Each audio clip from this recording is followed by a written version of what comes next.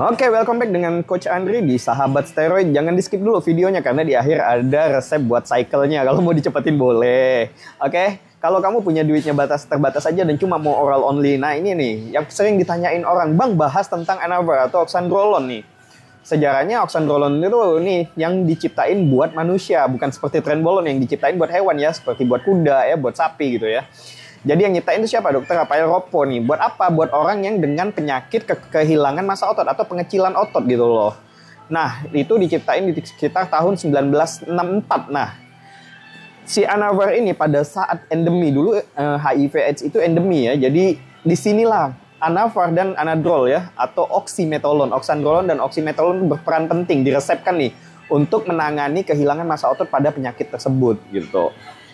Nah, Anavar ini kelebihannya apa sih? Dia itu dapat meningkatkan otot, tapi retensi waternya tuh sedikit, nggak seperti Dibol. Kalau kamu pakai Dibol, dia kelihatan langsung pop up gede, tapi otot yang dihasilkan adalah otot yang basah ya, jadi tidak clean, tidak lean gitu ya. Nah, kenapa ya? Jadi Anavar ini menjadi salah satu steroid yang paling favorit. Karena apa? Dengan meningkatnya massa otot, pasti kekuatan orang yang terkena penyakit HIV atau AIDS itu akan semakin lebih kuat seperti itu. Nah, pada dasarnya sendiri, oxandrolone ini sebenarnya tuh dia dianabol. Tanpa efek samping dianabol. Untuk efek anaboliknya gimana, Coach? Sama. Nggak sama, beda gitu loh. Efek anaboliknya sama, efek sampingnya itu dianabol kan banyak banget tuh. Bisa androgen ya. Jadi si Anavar ini udah nggak ada efek samping seperti yang ada pada Dibol, udah nggak retention water gitu loh. Dan yang merugikan lainnya yang biasanya berhubungan dengan DHT atau dihidrotestosteron nih.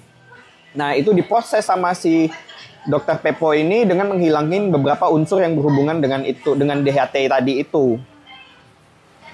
Jadi Anavar ini menjadi salah satu anabolik steroid dengan androgenitas terendah dibanding anabolik steroid lainnya atau steroid sintetis lainnya ya.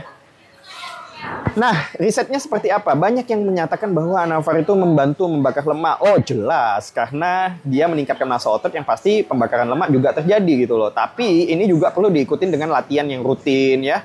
Pola makan yang juga diatur. Jadi nggak bisa tuh kalau kamu mikir, oh gue pakai steroid badan gue pasti jadi. That's a bullshit gitu loh.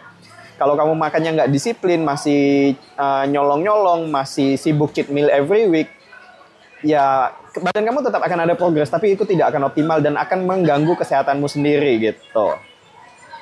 Itu kenapa dengan rendahnya retensi air yang dihasilkan oleh Anavar ini, jadi otot yang kebentuk tuh lebih ramping, lebih lean kayak gitu. Dan definisinya lebih jelas ya. Nah, dan ada riset yang mengatakan bahwa Anavar itu secara signifikan dia mengurangi lemak visceral ya, lemak di antara organ tubuh kalian. Jadi lemak di dalam tubuh, tapi di antara organ tubuh, bukan di antara otot. Lemak visceral ya, di area perut dengan hanya olahraga ringan. Itu ada risetnya. Dan subjek mempertahankan lemaknya setelah menghentikan penggunaan Anavar ini. Jadi efeknya tuh jangka panjang. Jadi kalau kalian berhenti pakai Anavar, dia nggak balik semula. Nggak kalau kayak kalian pakai Dibol, gede, habis lepas Dibolnya, woi lemak meningkat gitu. Nah itu bedanya sama Anavar. Nah dosisnya efektifnya buat pria itu 25-50 mg per day. Dan kalau pada perempuan itu banyak yang masih kayak Anavar, tapi gue nggak nyaranin 5-20 mg ya. Untuk laki-laki biasanya tuh Anavar ini karena dia half life-nya itu pendek ya. Aktifnya itu sekitar, ya kalau nggak salah sekitar 5-8 jam, it's okay. Jadi orang ngebaginya jadi setengah dosis. Bisa pagi sama sebelum latihan. Kayak gitu. Gitu juga pada wanita. Jadi dibagi setengah dosis. Setengah dosisnya sebelum latihan, setengah dosisnya pagi. Jadi si Anavar ini dikenal banget sebagai salah satu steroid yang paling aman dan tidak liver toxic. Seperti apa? Seperti stanozol ya, yang liver toxicnya waduh luar biasa. Makanya kalau gue pakai stano, gue nggak berani tuh banyak-banyak tuh. Anehnya obat ini juga diresepkan untuk orang, si Anavar ini ya, anabolik steroid ini juga diresepkan untuk orang dengan kerusakan hati ya.